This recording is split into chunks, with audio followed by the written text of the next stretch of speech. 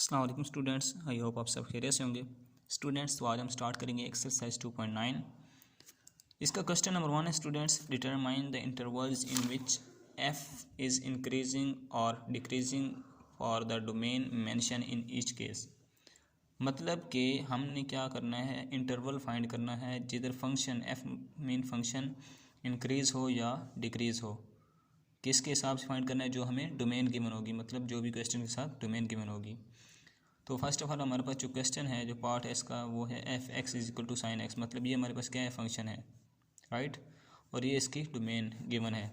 अब इस डोमेन की रिस्पेक्ट से, इस डोमेन के लिहाज से हमने इस फंक्शन को चेक करना है कि ये किस इंटरवल में इंक्रीज़ होता है और किस इंटरवल में डिक्रीज़ होता है। तो स्टूडेंट फर्स्ट ऑफ ऑल हमारे पास एक थ्योरम है। थ्योरम क्या है स्टूडेंट्स?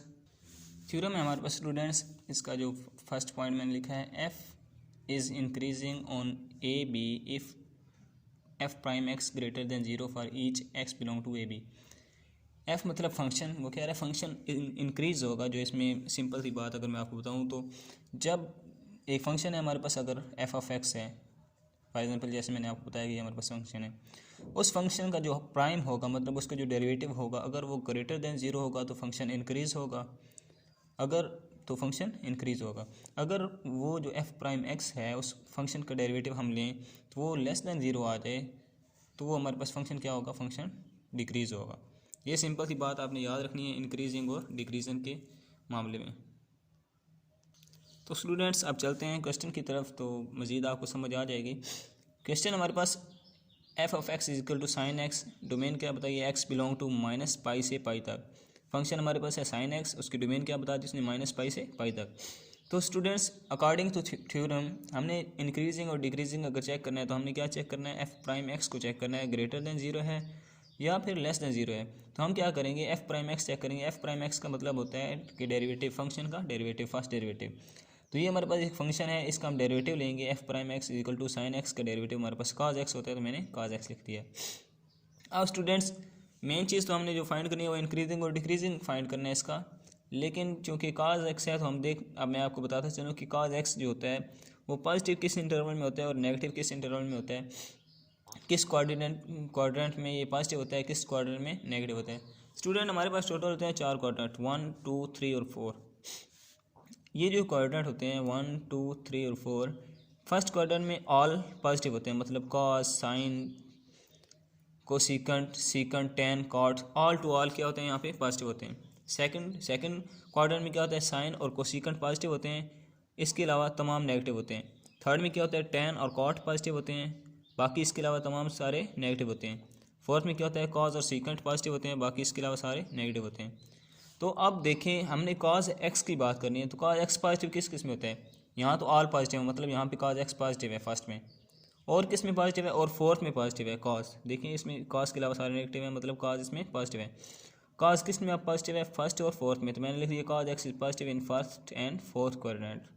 अब नेगेटिव किस में हो गया, अगर फर्स्ट और फोर्थ में वो पॉजिटिव है तो सेकंड और थर्ड में वो ऑटोमेटिकली नेगेटिव होगा, तो मैंने क्या लिख दिया, cos x is negative in second and third quadrant. अब मैंने बताना है उसका जो मेन चीज़ है इंक्रीजिंग और डिक्रीजिंग। स्टूडेंट्स इंक्रीजिंग और डिक्रीजिंग के लिए आपने क्या करना है, जो आपको गिवन डोमेन होगी आपने उसके हिसाब से बताना है। तो इसका जो है ग्राफ जो है मैंने एक छोटी सी शेप बना तो दी है, लेकिन मैं आपको मज़ीद समझा देता हूँ कि ये कैसे बनी। स्टूडेंट्स हमें उन्होंने डोमेन बताई है x belong to minus pi pi, कि इसकी डोमेन जो है वो माइनस पाई से पाई तक है। तो स्टूडेंट्स मैंने एक लाइन लगा ली यहाँ पे ऐसे, माइनस पाई से पाई तक डोमेन है हमारे पास। तो मिड क्या होता है इनका, हमारे पास मिड वैल्यू 0 होती है। अब स्टूडेंट्स माइनस पाई, इसके बाद हमारे पास आता है माइनस पाई बाई 2, 0 0 के बाद पाई बाई 2। ये देखना मैं एंगल लिख रहा हूँ, ये होता है माइनस 180, ये होता है माइनस 90, ये 0, फिर ये 90, फिर ये 180, राइट।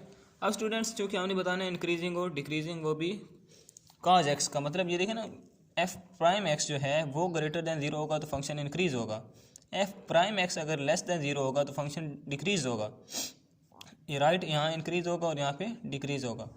मतलब एफ प्राइम एक्स चेक करना है, तो एफ प्राइम एक्स हमारे पास कॉज एक्स है, तो कॉज एक्स को हमने चेक करना है कि वो इंक्रीज़ कहाँ होता है और डिक्रीज़ कहाँ होता है।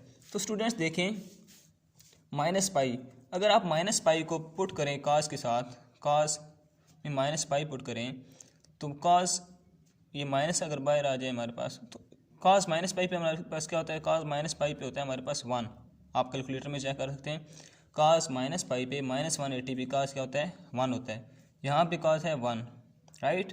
अब जब आप पुट करते हैं नेक्स्ट वैल्यू मतलब -π/2, कास में -π/2 पुट करते हैं तो हमारे पास आंसर आता है 0। मतलब इधर से इधर तक क्या हुई है वैल्यू हमारे पास क्या हुई है, डिक्रीज़ हुई है 1 से। ये देखें ना, यहाँ पे 1 थी तो यहाँ पे 0 है, तो फंक्शन क्या हुआ, डिक्रीज़ हुआ। तो आप डिक्रीजिंग में लिख सकते हैं, डिक्रीजिंग में लिख सकते हैं कि डिक्रीज़ कहाँ से कहाँ हो रहा है, -π से -π/2 तक क्या हो रहा है, डिक्रीज़ हो रहा है, राइट।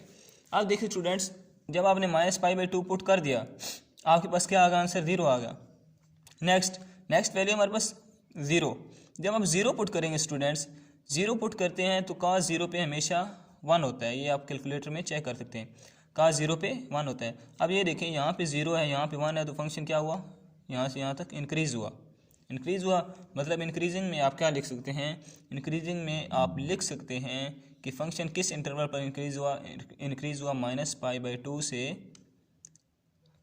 फ़िलहाल 0 तक, मतलब मैं इधर लिख रहा हूँ -π/2 से 0 तक इंक्रीज़ हुआ।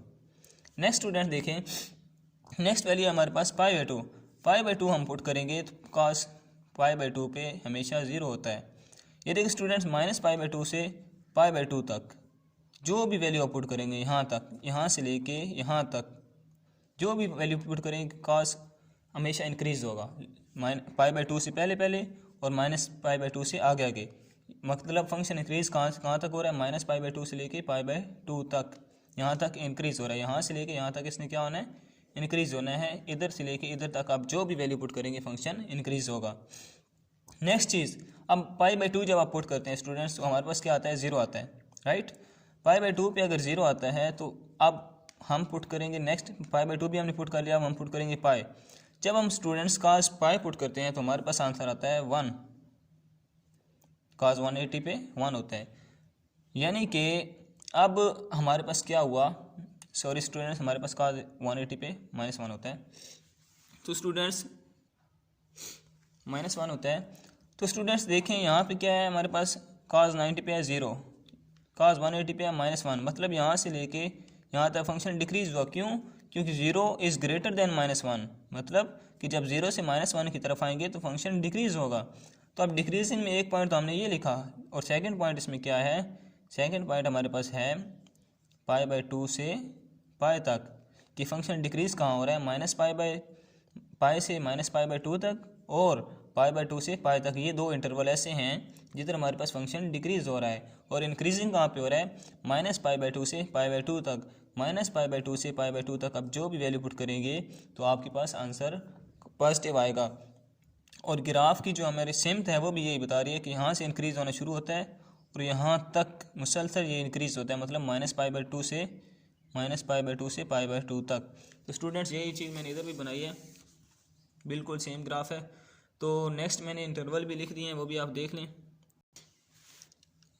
इंक्रीजिंग कहाँ पे हो रहा है, -π/2 से π/2 तक मैंने आपको बता दी, ग्राफ में समझा भी दिए। और डिक्रीजिंग कहाँ पे हो रहा है, -π से लेकर -π/2 तक एंड π/2 से पाई तक हमारे पास फंक्शन क्या हो रहा है, डिक्रीज़ हो रहा है। तो इसमें कोई इससे ज़्यादा बात नहीं थी। आई होप सो कि आपको समझ आ चुकी होगी। अगर आपको वीडियो पसंद आए तो चैनल को सब्सक्राइब करें मोर ऐसी वीडियोज़ को देखने के लिए। Thank you.